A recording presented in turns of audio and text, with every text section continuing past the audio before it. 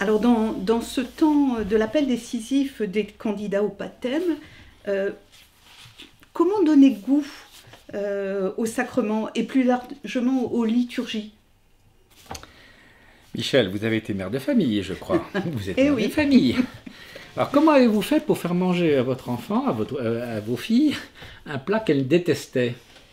oh, il faut avoir beaucoup d'imagination. Alors, je pensais en réfléchissant à ça aux endives, parce que quand j'étais enfant, je détestais les endives. Alors, je crois qu'il y a trois façons de faire, si je puis me permettre, pour faire manger, si je puis dire, aux enfants des plats qu'ils détestent. D'abord, il y a la persuasion. On lui explique, comme pour les carottes, ma foi, on a les cuisses roses, les joues rouges, on est aimable, etc. Ça ne marche pas à tous les coups. Hein. C'est sûr. Une deuxième façon, c'est d'utiliser un peu la coercition. Si tu ne manges pas tes endives, tu n'auras pas de dessert. Ou tu quitteras la table une fois que tu auras fini ton assiette. Voilà. Ça, je trouve que ça a plutôt tendance à dégoûter encore plus de ce qu'on est en train de manger. Et puis, il y a une troisième façon qui me semble être finalement celle de la présentation. Par une bonne présentation des choses, on peut peut-être amener l'enfant à avoir confiance, d'une part, et à apprécier, autant qu'il est possible, ce qu'on lui sert. Bonne présentation, ça veut dire une présentation un peu alléchante, tout simplement, pour lui donner envie. Et puis je dirais, éventuellement, le recours à tous les autres convives de la table, si je puis dire, qui pourraient manifester leur enthousiasme de manger tout simplement ce plat qu'il aurait devant eux. Voilà, enfin, je schématise, mais c'est un peu, me semble-t-il, les trois façons qu'on peut opérer pour faire manger un enfant. Bien. Je crois qu'il en est des sacrements comme du plat d'endive, si je puis me permettre. Ne croyez pas que je confonde le sacrement avec un plat d'endive, la question n'est pas là, mais il me semble qu'il en est, à peu près de la même chose. En d'autres termes, si on utilise la persuasion, au milieu de ce que le monde, j'allais dire, offre pour satisfaire les besoins et les caprices de chacun d'entre nous, je crains fort que les sacrements fassent un peu pâle figure, si je puis me permettre. La coercition, c'est un peu ce qu'on a utilisé, et je crois que la méthode a largement fait ses preuves, à la fois d'inadaptabilité et surtout d'incompatibilité avec la miséricorde de Dieu. Alors, il reste finalement que la bonne présentation. Bien présenter les choses. Et ça, je crois que c'est l'affaire de tous dans l'Église.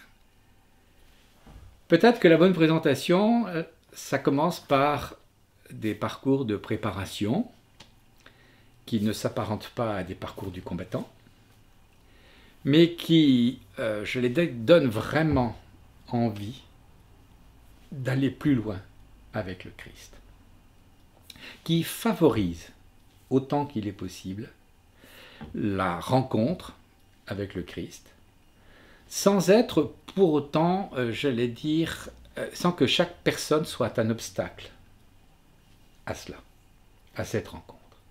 Je crois qu'il faut commencer peut-être par présenter les sacrements comme étant vraiment, j'allais dire, une source de joie, parce qu'on va accueillir, parce que le Seigneur accueille, parce que celui ou celle qui va recevoir le sacrement va lui-même rencontrer le Seigneur. Ça me semble être déjà un premier aspect. Et de même que je faisais allusion tout à l'heure au témoignage de tous les gens qui étaient autour de la table pour manifester un peu leur enthousiasme, eh bien, je dirais, il faudrait que les chrétiens manifestent leur enthousiasme de recevoir les sacrements. Aujourd'hui, quand je vois certaines mines, si je puis dire, après avoir reçu l'Eucharistie, ou après avoir reçu le sacrement de réconciliation, ou après... Est-ce que ça donne vraiment envie à d'autres d'y goûter? Je crois que le témoignage de la vie sacramentelle des chrétiens est absolument essentiel et fondamental pour donner goût, pour donner envie à d'autres de se dire, mais qu'est-ce qu'il y a dans cette rencontre? pour qu'ils rayonnent une telle vie, pour qu'ils exultent, si je puis dire, à l'instar de Marie, qu'ils exultent de joie en Dieu notre Sauveur. Je crois que c'est ça peut-être qui peut donner goût. Autrement, je ne vois pas très bien comment, si je puis me permettre. Pour terminer, je voudrais revenir au temps du confinement du mois de mars dernier. Nous avons expérimenté la participation à la messe devant l'écran de télé, puisque nous ne pouvions pas nous rendre à l'église. Est-ce qu'on peut dire que c'est suffisant et que ça pourrait nous permettre de vivre pleinement notre vie sacramentelle, de regarder la messe à la télé? Que peut-il nous manquer? Est-ce que, de manière plus large, la célébration d'un sacrement pourrait même être envisagée autrement que ce que les rites nous proposent? Alors, pour répondre à votre question, j'envisagerais deux choses.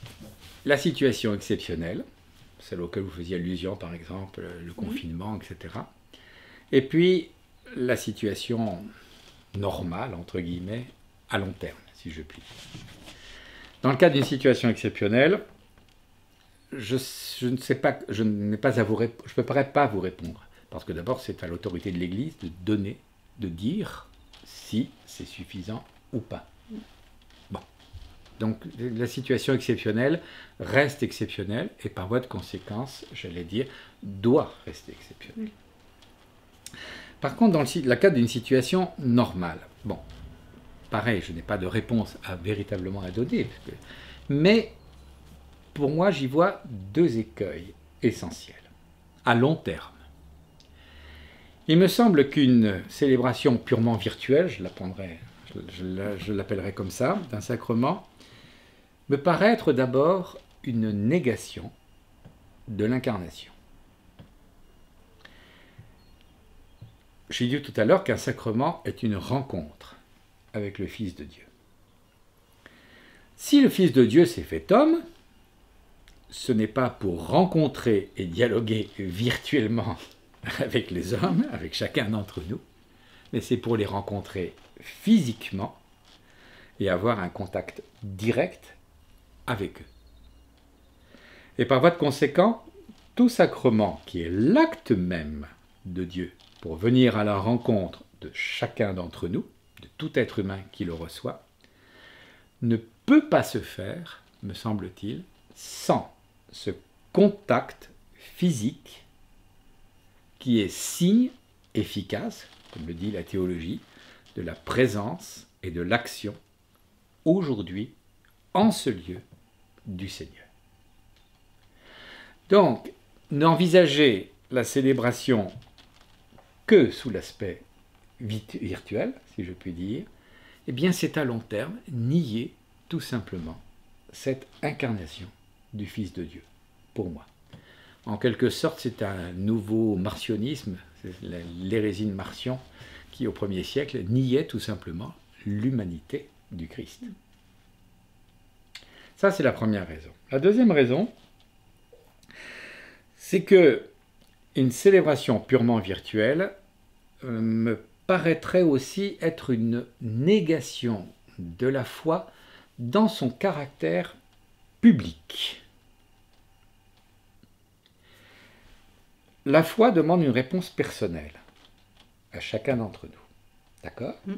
Et cette réponse personnelle, nous pouvons la faire d'une façon privée.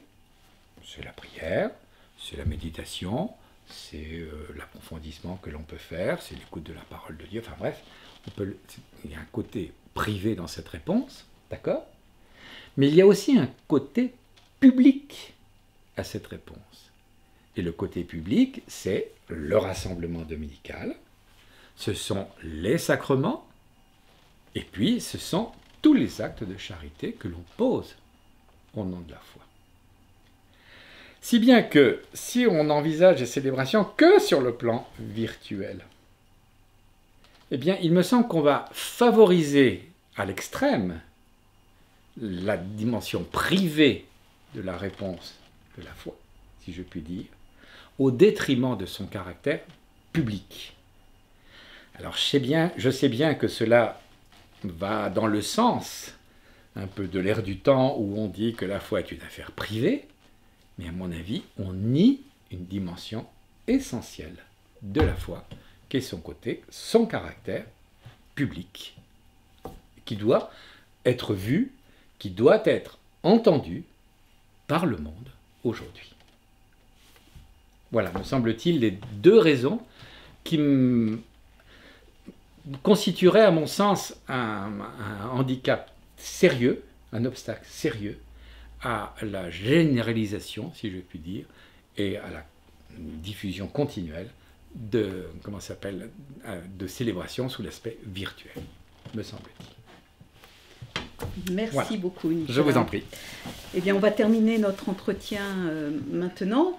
En tout cas, il est clair que nous sommes tous invités à porter dans notre prière ces catéchumènes qui vont cheminer jusqu'à Pâques vers le baptême et les sacrements de l'initiation. Et nous sommes aussi tous appelés à nous nourrir et à grandir dans la foi à travers la vie sacramentelle dont on sait mieux maintenant discerner les contours. Merci Nicolas. Merci.